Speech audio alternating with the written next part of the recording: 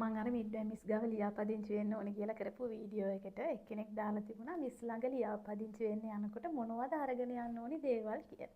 ඉතින් අරන් යන්න කියලා විශේෂ දෙයක් නැහැ. ඔයාට අරගෙන යන්න තියෙන්නේ ඔයාගේ නම ගම තහවුරු කරන්න පුළුවන් ලියකියවිල්ලක් විතරයි. එතකොට ඒකට ඔයාගේ ඩෙන්ටිටි වෙන්න පුළුවන්, ඔයාගේ ලයිසන් එක වෙන්න පුළුවන්, පාස්පෝර්ට් එකක් වෙන්න පුළුවන්.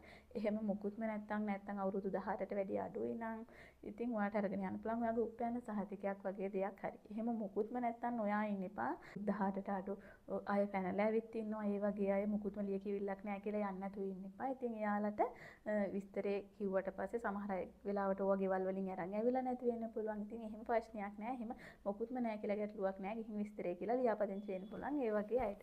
ඉතින් ඉවත් වෙන්නේ ඔයා මොකුත්ම නැහැ කියලා හැංගි යන්න නැතුව ඉන්න එක නෙමෙයි. ගිහින් ලියාපදිංචි වෙන්න ඕන.